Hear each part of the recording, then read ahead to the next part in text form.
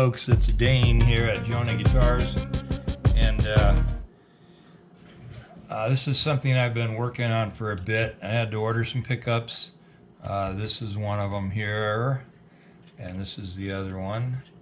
I'm doing a complete rewire on a Epiphone 335, ES-335. It's a very nice looking guitar. I wish I hadn't told you at first what it was, because I think you'd be hard pressed just looking at it in this state, especially without any hardware in it. On the peg head, of course, the brand name is on the peg head, but without the tells, you probably wouldn't know. Now, if you were to take it apart and see the little, it had 4-wire pickups in it. And I played it before I took it apart. I didn't think it sounded bad. It has these little PCB board type push-pull pots that split the coils, and just standard wiring in that regard. The owner wanted me to put some really good pickups in it and also replace all of the innards with quality electronics. So we've got switchcraft, 3-way switch plus output jack. I don't have the output jack wired in yet. I soldered another switchcraft in, but the barrel wasn't long enough because of the thickness of the body. Of course, that goes over here. The pots I'm using are Bourne's pots, and the caps I'm using are orange drop, and I got all rewired up.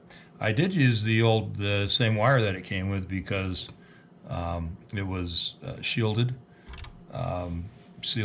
wire, and the shielding is insulated. All my braided shielding wire looks like what's on the pickups here, and it's great, except that you have to be careful where it hangs, because you could actually short something else out with it because the ground is on the outside of the wire. The wire that was in it. Let me see if I can pick this up without dropping them all over the guitar. The wire that was in it is shielded, but it's coated. So you've got an inner conductor, and then the braid shield, and then the outer coating. So it won't short on itself when it's inside the guitar, which is great. I used my template from my first 335 build, and I just put all the components in there and then pre-wired everything. The only thing that can't be wired when you're doing this are the pickups. So that's what's going to happen here pretty soon. I did wire the pickups into the circuit beforehand just to make sure everything worked perfectly, and it does. So that was a nice deal. Also replacing the tuners on this. The original tuners are these guys here. They're not branded, and I'm not positive where the Epiphones are made, but these are probably Chinese or Korean. And again, I think they work pretty decently. The owner just wants the upgrade, and he basically wants me to build him one of my guitars on this frame. So I did pick up some Grover tuners with the similarly green buttons. He liked the green buttons on the ones he's got, but the new ones aren't quite as green. I actually prefer the new ones personally over that. That's a little sickly looking to me, but so that's what we got going back in. Also going to be making a new bone nut. I actually have an oddly starkly white plastic nut. Even the binding is cream colored, or ambered out some looking. The knob on the original switch was rather yellow, ambered looking. Kind of like the knob that came with the switch I got, which is just a typical cream color. goes well with the binding on the neck and also around the body. So anyway, the Bourne's pots have a larger diameter shaft than did the original pots. So I think the originals are 5/16. It's probably a metric thing here, but typically we just bore 5/16 for this. So 7.75 mil. What is that in thousandths? Let's see here. 3.306. So not 3/8. And I'm pretty sure that I'm going to measure this off camera. I don't want to drag this across the guitar. I'm pretty sure this would measure 3/8. 371, yep.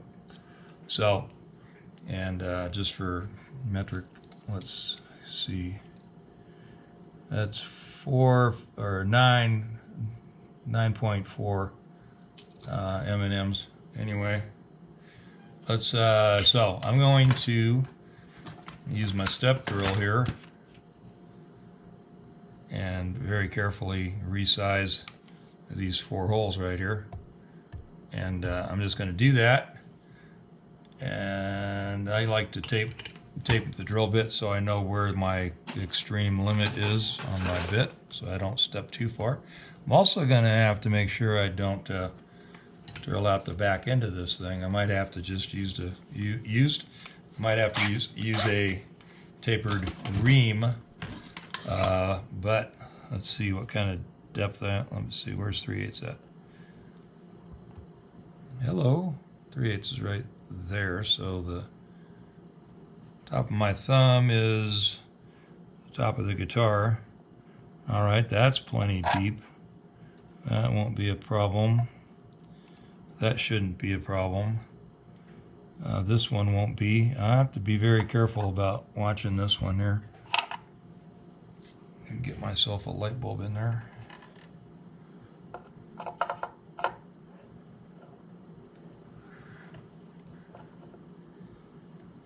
Yeah, I think I'm kosher there too. So, all right, so we should be all right. I'm gonna go ahead and punch those. I like the step bits. They don't seem to tear your finish up. I am, however, going to hit this with a chamfer bit and take the finish off out to my 3/8 diameter so that I'm not actually going into the finish with the step bit, because that sharp edge might pop something. Anyway, better to be safe. Okay, we're going again. So I went ahead and I just touched this first hole, which you can't really see very well. We'll move that up a little bit. There we go. So, and I just ran it out so that I have the finish beveled back, and then I have my drill marked. And I could actually take that out a little more even as far as the finish is concerned. So we'll do that. A little more.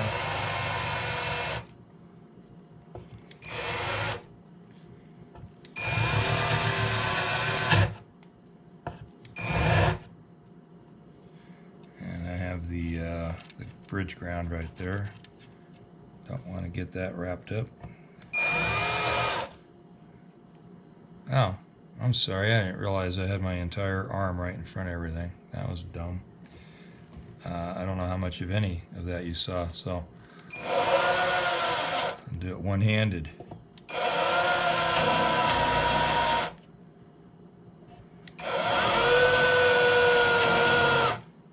All right. So it's I'm not sure you can see this in the camera or not, but that finish is, I can see the top edge. Let me grab something with a point on it. Anyway, can we see this? Oh, no, wire's in the way. Let's just move that. All right. So the edge of the, I can see where the edge of the top starts on that chamfer. It comes down there. That finish is, if not a 1/16 of an inch thick, it's extremely close to that. Okay, even a 32nd. How many thousandths is that? That's a pretty thick finish. So these factory guys, they don't take any chances on sanding through. I just did a little sand through on the upper horn of a guitar I'm building, and so I'm having to touch it up, which is just always a pain. Just part of the way it goes though. So can I do this without getting my hand in the way? All right.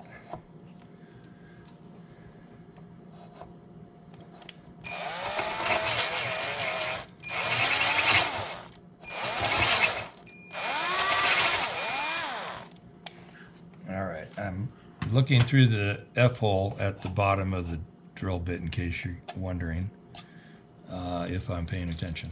I am. And let's take this big mess of stuff. I want to see if this fits. Yes, it does. I'll use a little file because I don't want to go to the next step. And I've got a little tiny bit of a lip left at the very bottom of the hole.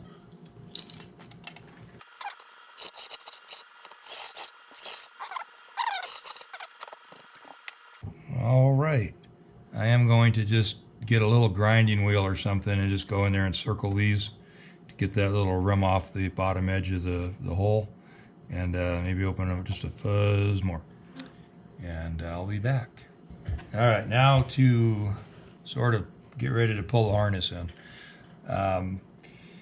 Everything you ever see or read about rewiring semi-hollows talks about what a pain it is, and this is part of the reason it's a pain, because you've got to, well, this is the reason it's a pain. You've got to work all the controls, which we have here, which are all pre-wired. You've got to fiddle fish these things all through this F-hole, and then get them pushed up into the appropriate holes in the top. Now, one way that's done, and I'm going to use fishing line, basically because I don't have any other kind of string handy. I would use probably just regular string.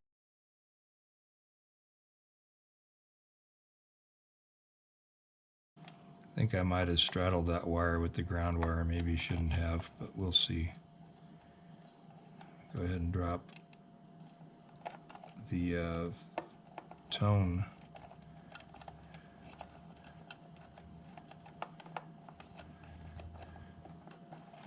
I checked these when I soldered the tone caps on just to make sure I'd have room here, but I got lots of other wires involved now. Okay, that's going in. I might need to stand up so I can see what's going on in there. I'm going to go ahead and pull the output jack back this way. Yeah, see, it's going around a bunch of other wires, a bunch of other strings. This is a pain. Yeah, maybe I should have done these things one at a time. I might have to rethink this.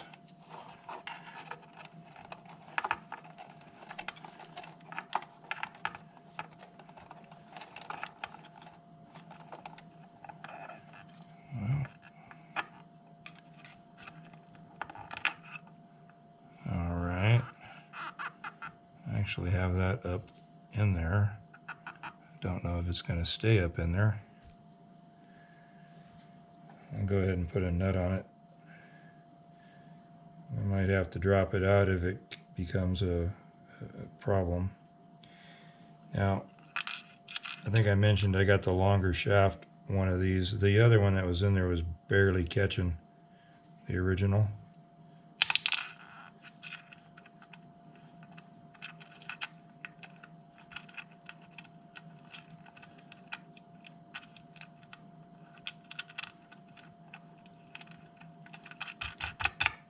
Okay, so that's just loosely.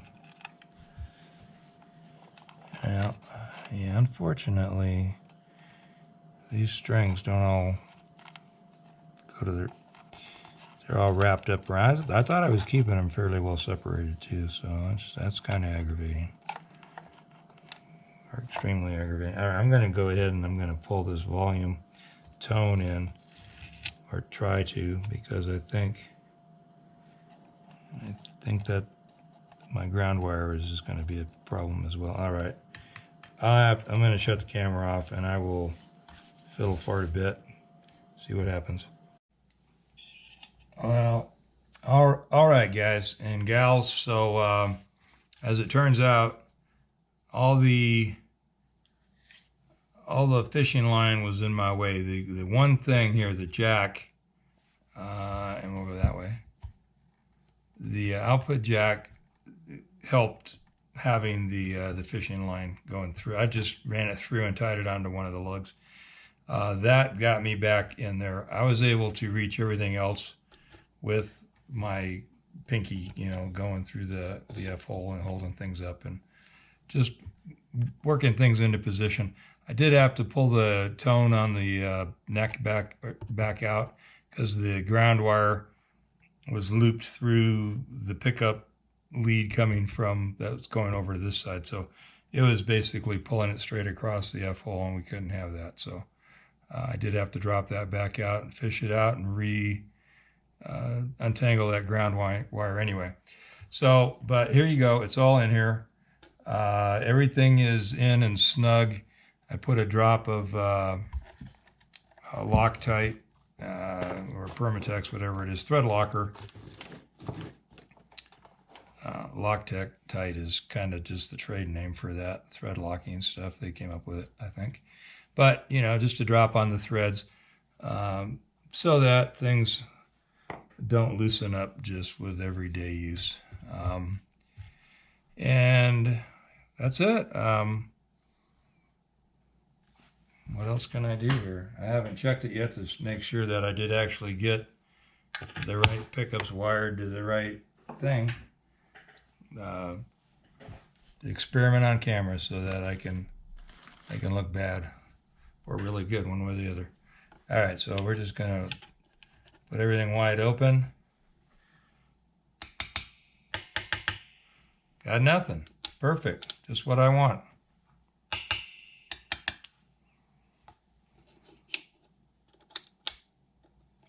Well, great. This is, make sure I have the right cord plugged in here. Well, that's hot. This is embarrassing. I must have one of those braided wires grounded out somewhere. We'll find out. I will do a little hunting around. That is not touching anything. All right, I got to get in there with a light and a mirror and look around. I got a feeling one of those braids is crossed up on something and it's shorting it all out. Grounding it all out, I should say. And I have another one over there. Okay, well, we'll do this. I'll come back. Okay, I'm not even sure I had the camera on for all that, so I just checked all the pickups and everything. So before I broke to check for all where the wiring might be shorted out, I actually was checking it with my X-Acto knife, which is aluminum. That doesn't work. I just thought for a second, hey, try metal, and that does indeed work. And so all the everything's in the right place, neck bridge, tones work, all that good stuff. So we're in business. So hey, thanks folks. Carry on bravely.